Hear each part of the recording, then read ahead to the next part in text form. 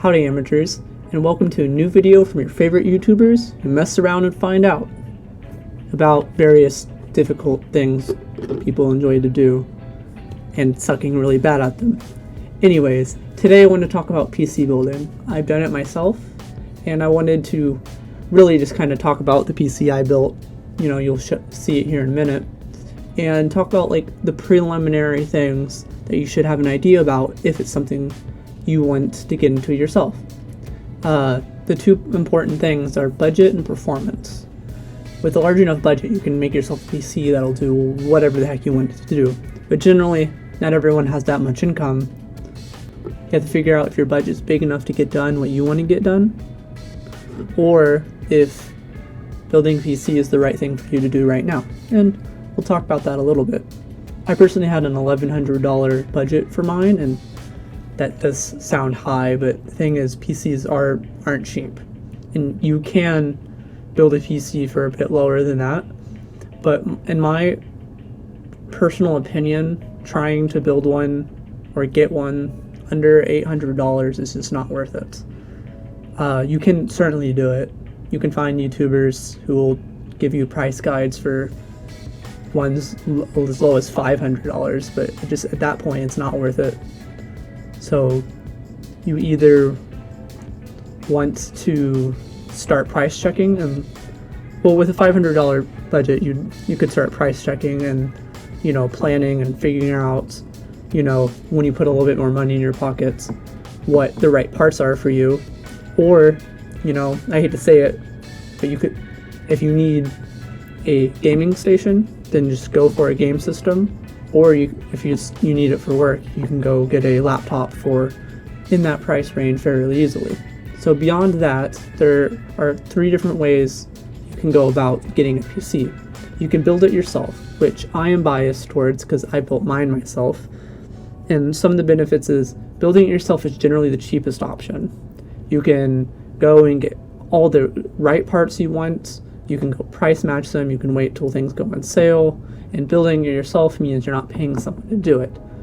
There's also added benefit that if you build it yourself, then you generally know what's going on. So if something goes wrong, you can fix the problem. Another route is pre-builts. So that's probably what you've seen the most. You can go buy a, you know, gaming PC for, you know, different price ranges, and it's pre-built. You know it'll work. You can plug it in. It's just there's sometimes you're paying for a little bit of brand. You're definitely paying for the fact that someone put it together for you, but it's super convenient, you know, because it takes time to get all the parts to pre-build it, and then you can get it custom built.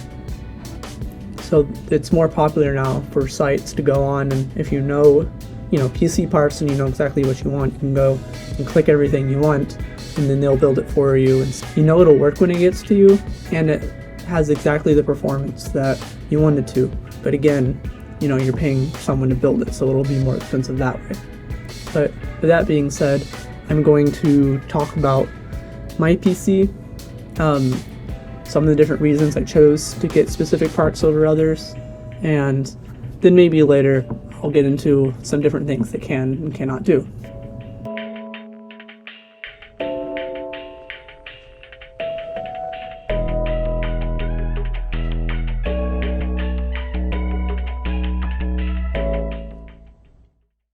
I want to talk about my PC in general, kind of talk about the most important parts and the main parts that you should know about when you're getting into all of this. So, just like the owner of a horse is going to tell you not to walk behind it and do it anyways, I'm going to tell you to never mess around inside of a PC case that's turned on, and I'm going to do it anyways. So one of the drawbacks of this is there's fans and stuff whirring here, so it makes noise and messes with the audio, so just bear with that for me, please. So for starters, I want to talk about the 2 kind of biggest things to learn about a PC, or the 2 main parts to learn about a PC. The first being the CPU, and the second being the GPU. The CPU, or the Central Processing Unit, is a little square part that is behind this fan here connected to the motherboard. I'll get to the motherboard here in a second. But the CPU is generally known as the brain of the computer. It handles most of the logistics. Most of your processing power is controlled by the CPU. So I want to be honest, my CPU is the AMD Ryzen 7 3800X. It's just the name of the part, don't worry about the numbers. If you are familiar with the part, you might think, wow, that's kind of a little bit up there for a CPU. And yes, I got it because it was the only one there. So I paid a little bit more for it than I needed to for my PC, but that's okay. But now when I'm running Call of Duty Cold War, it only utilizes up to 50% of my CPU at a time, but that's okay. You might notice that there's a little fan outside the CPU. That's just, I want to call it a sub part. That's not it's important to have a fan on the outside of your CPU because it is generating a lot of power. It has its own little cord and everything, so it's a small part, you know, but don't overlook it. It's one of the most important parts of the PC. So the next thing I'm going to talk about is the GPU, or the graphics processing unit. So while the CPU is the brain of the computer and handles all the logistics, the GPU is handling all the graphics, or everything that you see about a computer. The CPU makes everything work. The GPU makes you be able to see everything, which is equally as important, and generally what determines what kind of games you cannot play. So here I have the GeForce GTX 1660 graphics card. It has 6 gigabytes of VRAM, which I'll talk about here in a second, and runs Call of Duty Cold War pretty good. So no, it's not a brand new card, but it is doing more than well for today's games. So I want to talk about brands here in a second. So if you go and learn about PCs and the people who make them, or make the parts that go inside them, you'll realize there are different camps and popularities when it comes to who to go with. So as far as CPU goes, the guy back up here, you'll see a little AMD logo here. And if you remember, I said Ryzen. So the two different big CPU names are Intel and Ryzen. There's a very high chance that a computer you've picked up before or messed with had Intel in it. Intel has been a big name for years, and it's a really, really good computer company.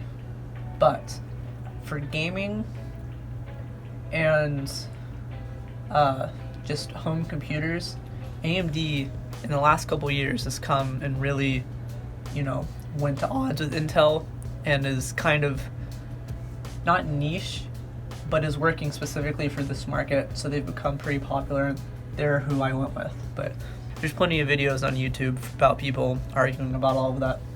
And for GPUs, back down here again, the two main competitors are, again, AMD, but in this time, Nividia, making their own graphics cards. And I'm not going to get into that. It's just things you'll learn about as you go about learning about parts. I'd sooner tell you to go Ryzen instead of Intel, rather than tell you Nividia over, AMD. So going back down here, you might remember that I said VRAM. And you might remember that computers have RAM. So with RAM, if the CPU is the brain of the computer, the RAM is like, I want to call it the IQ. It's probably not a good thing to call it, but it's probably the IQ of the computer. So while you can understand a lot, the RAM determines how much information can be processed at a time. So while you can be super smart and be able to process lots of different kind of information, if you can't handle a lot of it at the same time, then you're still going to be really, really slow. And just like down here, it has 6 gigabytes of VRAM, and that's the VRAM that specifically the GPU uses. So if you ever, I'll talk about Minecraft because it's super popular. If you ever heard about Minecraft shaders and all the different texture packs you can have, VRAM is one of the biggest bottlenecks for that. This PC runs great for like AAA titles, but I can put some shaders on here that tanks with my 6 gigabytes of VRAM. So I'll move on. So I've talked about the CPU, GPU, and the RAM. And just to reiterate, the RAM is something separate from the CPU. There's VRAM already inside the graphics card, so don't let that confuse you. The next part I'll talk about is the motherboard. So the spine of our kind of nervous system we have going, it's probably hard to tell from the camera, but the big part that's in the back of the case here, that's all the chips and stuff that I have everything plugged into, is the motherboard. The motherboard is putting power to different places, it's taking in power, it's holding the CPU, it's holding the GPU, it has all my storage connected to it, it's the backbone of the PC. Other than one small detail, this motherboard is a really, really good motherboard for gaming and PCs of this kind. It is the Tamahawk B450 motherboard. Max, whatever, 115 bucks, really, really good. It only has one problem. Because it's a little bit older now, it has a problem with my RGB, but I'll get to that in a minute. And if you don't care about RGB, then that won't bother you. So, CPU, GPU, RAM, motherboard. Now I'm going to talk about the power system. So I'll turn it around here.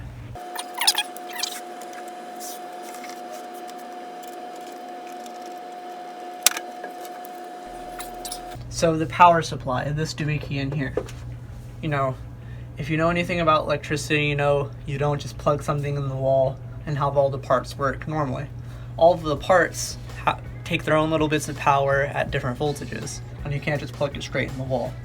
So what the power supply does is it takes the power from the wall and then divvies it up and slows it down and does what it needs to do. So as far as power supplies goes, branding is usually not important, it's just the kind you get. I have a 650 watt power supply. So if I wanted to get a stronger graphics card, I would really need to upgrade that, but since I don't have a stronger graphics card, I don't need to do that. I'm content with my 650 watts. Next I'll talk about my storage systems. So I have two different hard drives. I have I've got my big 2 terabyte one, that's kind of a slower drive, but with 2 terabytes of data, it's going to be, even with my video editing and everything, it's going to be quite a while until this is full. And then I have my 500 gigabyte solid state drive, which if you don't know what that means, it's just faster. I have my Windows saved to it, I have, smaller things saved to it, and it just works faster and grabs information faster than my 2 terabyte one. So I have a total of, 2.5 terabytes of storage, probably more than you'll use if you're casually using your PC. But again, branding isn't as important here, just the numbers and what kind of drive it is. So my apologies for going back and forth. I'm trying to talk about things in order of importance. So the next I'm going to talk about is the cooling system. As with the power system, it's giving power around, all of these parts are generating heat. And you can't let things overheat, so you need a good cooling system. So this case is nice, and it came with 3 RGB fans that are here in the front, and I have this one in the back.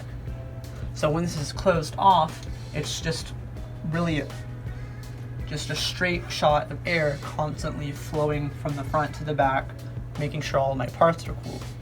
So the CPU, like I said earlier, generates a lot of heat, and the good ones come with their own little fans.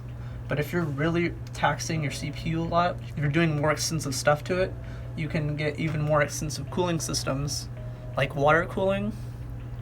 But that's something that it's more high-end, more expensive, but something you can learn about if you'd care to.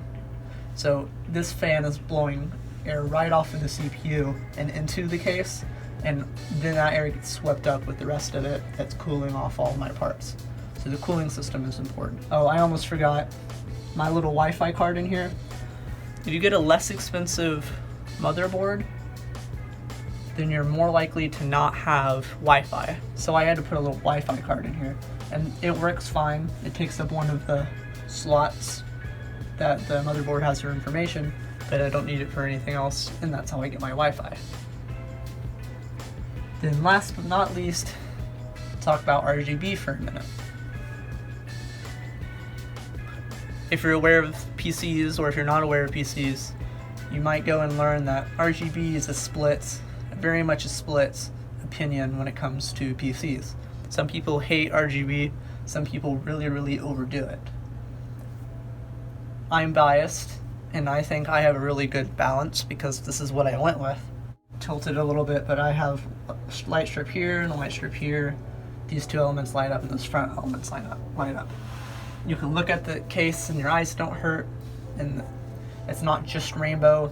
I actually don't know how to change the color of that RAM, but I made my different parts coordinate colors, and it's not hard to look at and it's not too much, and I like it. You know, for some people this is way too much, but that is just a matter of opinion. But as far as the technical side goes, RGB used to be something where you had either one color or three colors. As you can see here, this RGB is a little bit more further on where I have different kinds of colors. But the problem is, older motherboards like the one I'm using only have support for the older RGB. So I could plug these parts in, but the problem is they'd only be able to show one or two or three different colors.